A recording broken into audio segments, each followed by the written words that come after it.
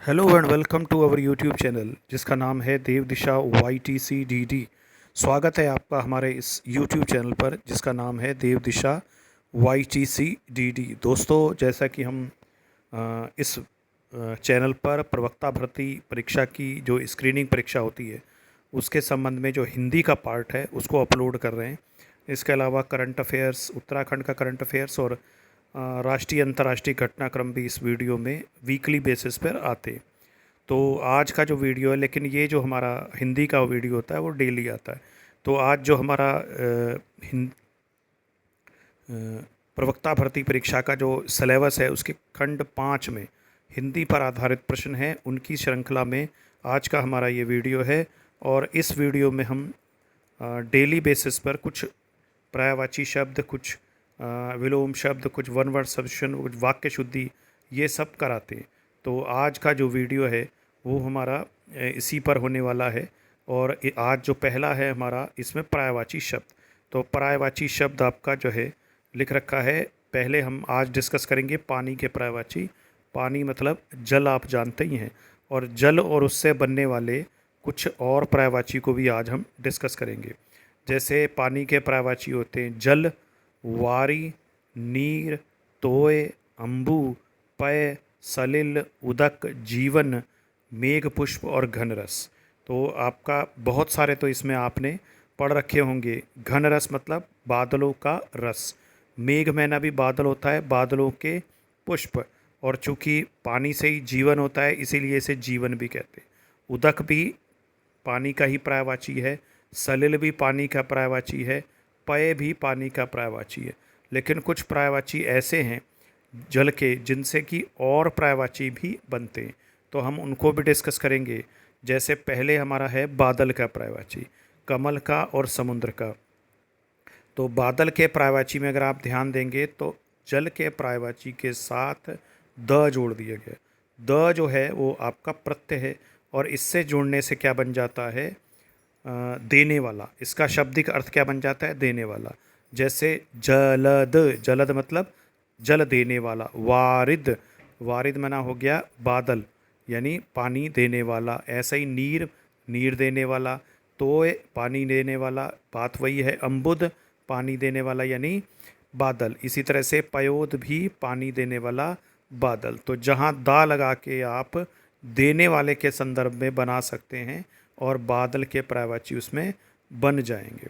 इसके अलावा अगर हम अज लगा देंगे तो कमल के पर्यायवाची बन जाएंगे। अज, अज भी आपका एक प्रत्यय हो गया जो पीछे लग रहा है।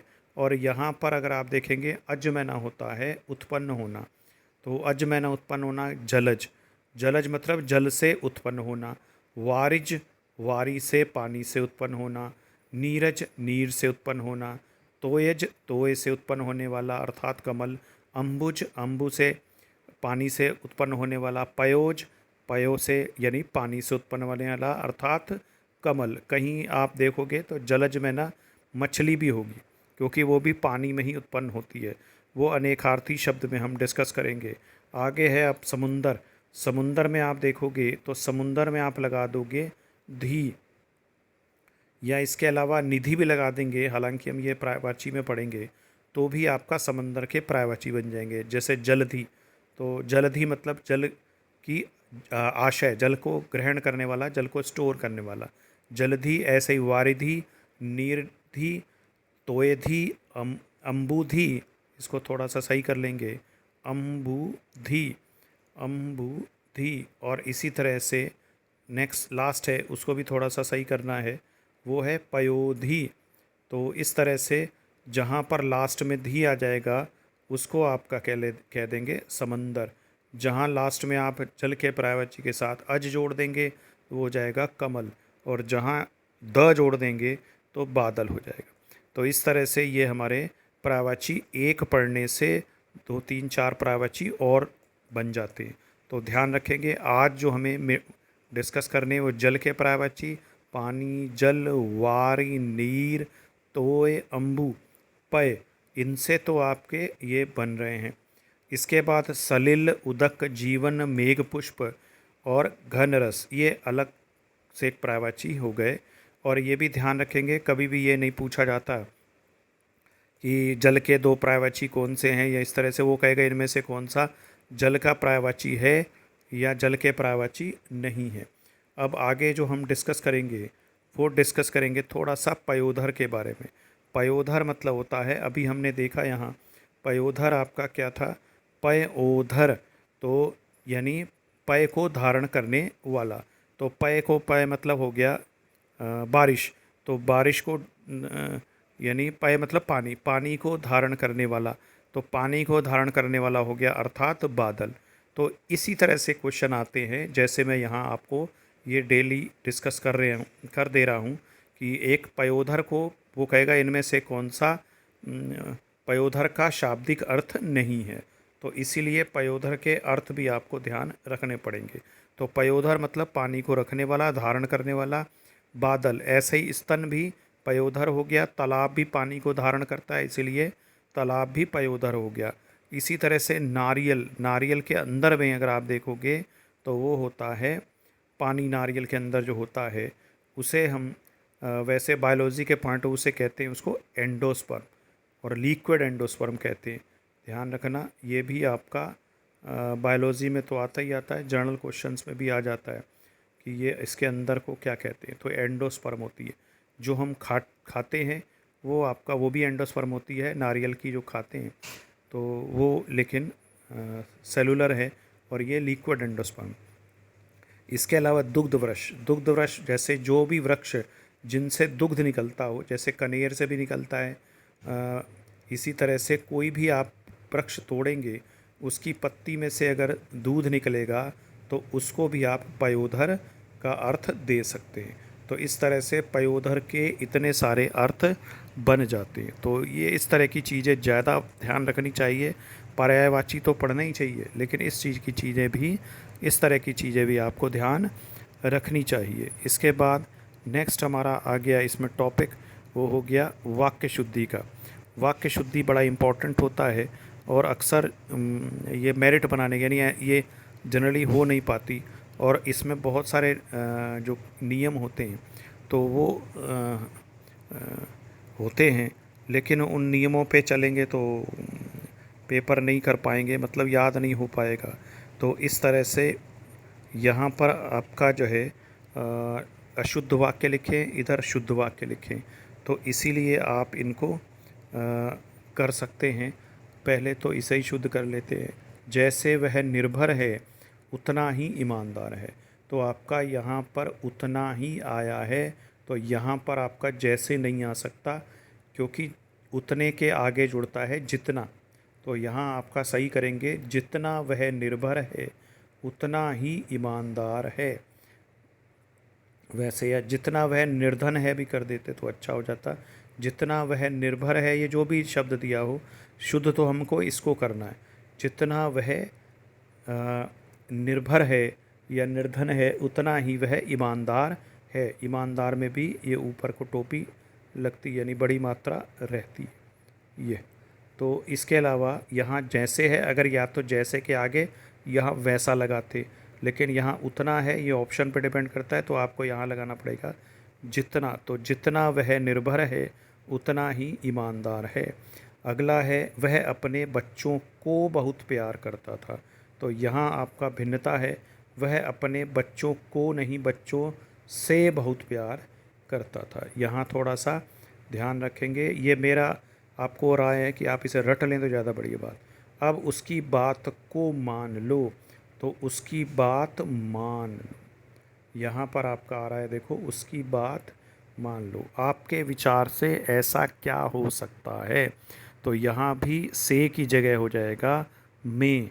आपके विचार में ऐसा क्या हो सकता है। गुरुदेव यह तो अन्याय है, तो यहाँ पर गुरुदेव ये तो अन्याय है में आपका, अगर आप ध्यान से देखेंगे तो ये एक तरह से ऐसा शब्द है जो विस्मय पैदा कर रहा है, या एक तरह से विस्मय को का बोधक शब्द है, तो इसीलिए यहाँ पर बोधक वाक्य है, इसीलिए यहाँ पर विस्मय बोधक चिन्ह लगाना आवश्यक है। गुरुदेव यह तो अन्याय है, तो यहाँ पर विस्मयादि बोधक जो वो लगाना है हमको, वो ज़रूर लगाना पड़ेगा, तभी आपका होगा। इसके बाद मेरी प्रतीक्षा देखना, तो यहाँ हो जाएगा मेरी प्रतीक्षा करना। कभी भी प्रतीक्षा की जाती है, प्रतीक्षा देखी थोड़ी जाती है। तो बोलने में ये ऐसा लग रहा है कि शायद सही है। मैंने दान दिया, तो इसकी जगह पर हो जाएगा मैंने दान किया, मैंने दान किया। इसके बाद लिखा है एकमात्र दो उपाय हैं, तो यहाँ पर भी आप देखोगे एकमात्र भी है और दो भी है, तो ये चीज़ तो नहीं हो सकती। तो इसकी जगह पर केवल एकमात्र में तो एक हो गया, फिर दो आगे क्यों लग रखा है। इसके बाद आप या तो आप कह सकते हो एकमात्र उपाय है, तब भी सही बन जाए, या तो दो हटाओ, नहीं तो फिर दो रखना है तो केवल लगाना पड़ेगा। तो केवल दो उपाय हैं, केवल दो उपाय हैं, ये आपका बन जाएगा केवल दो उपाय हैं। आगे लिख रखा है मैं कष्ट उठाता हूँ, तो उठाने की चीज़ नहीं होती कष्ट, भोगने की चीज़ होती है, इसीलिए यहाँ आ जाएगा मैं कष्ट भोगता हूँ।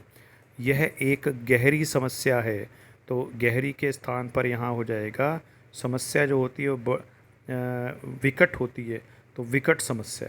उसने एक पेड़ को काटा, इसको भी शब्द शुद्ध करेंगे तो उसने एक पेड़ काटा, को नहीं आएगा यहाँ पर, उसने एक पेड़ को काटा की जगह हो जाएगा उसने एक पेड़ काटा।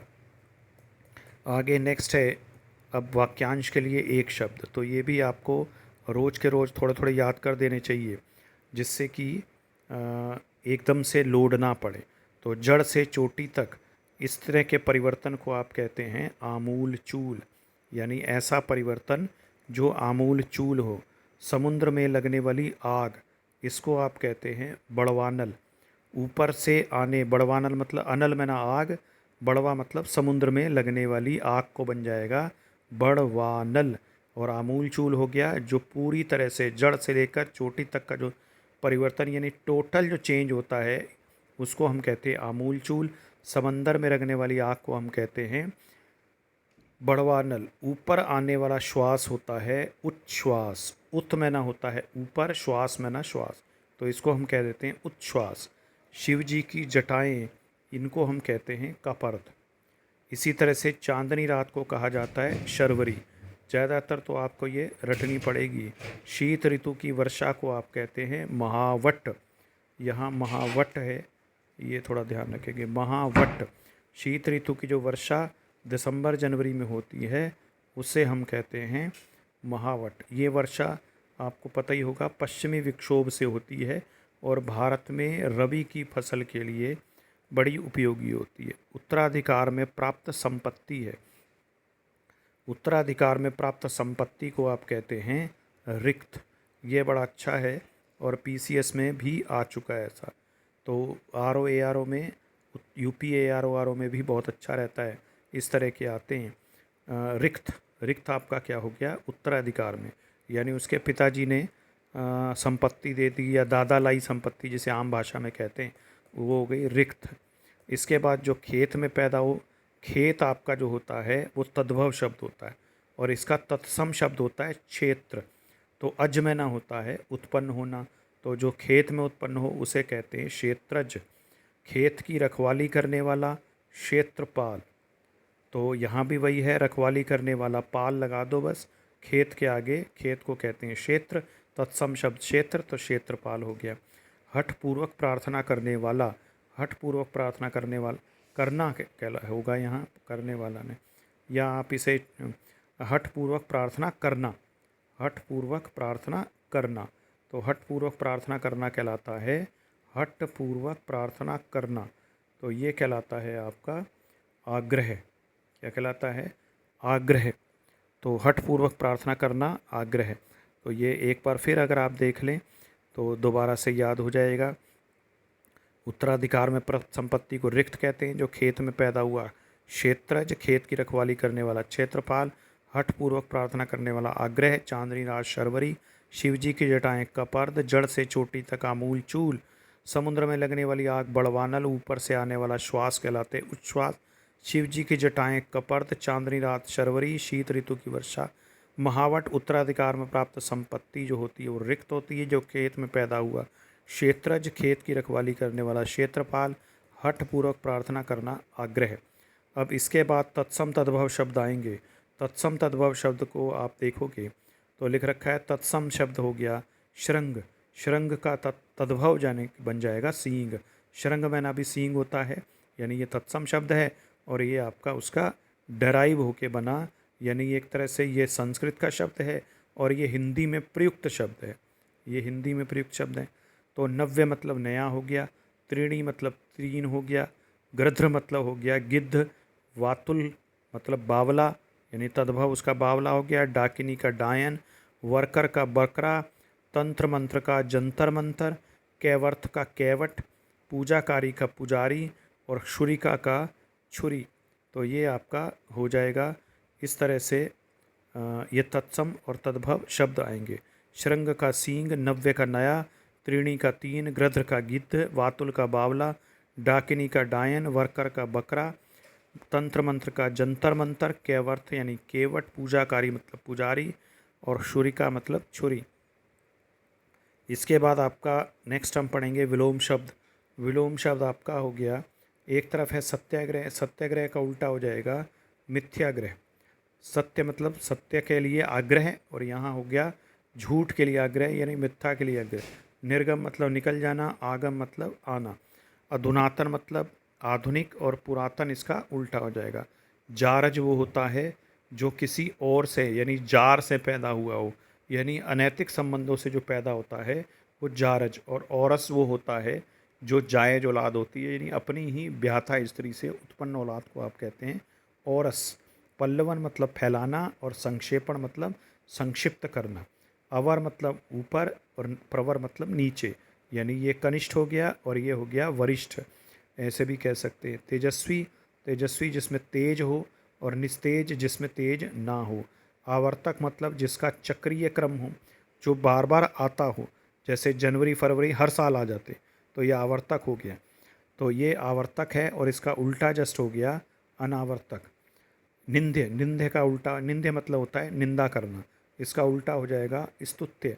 और खंडन का उल्टा हो जाएगा मंडन। किसी बात को आप क्या करते हैं, खंडन कर देते हैं कि ये मैंने नहीं कहा, और बार बार आप उसी बात को रिपीट करते हैं, तो इसका मतलब आप उस बात को उसका महिमा मंडन कर रहे हैं, उसका बखान कर रहे हैं। तो खंडन का उल्टा हो जाएगा मंडन। उत्कर्ष का हो जाएगा अपकर्ष, उत्कर्ष का उल्टा हो जाएगा अपकर्ष। तो ये आज का हमारा हिंदी का वीडियो हुआ। जुड़े रहिए हमारे YouTube चैनल से। अगर आपको वीडियो अच्छे लगें तो देख लीजिए, नहीं अच्छे लगे तो कोई प्रॉब्लम नहीं है, हमारा तो शौक़ है, हम वीडियो डालते रहेंगे, आप देखना चाहें देख सकते हैं। धन्यवाद।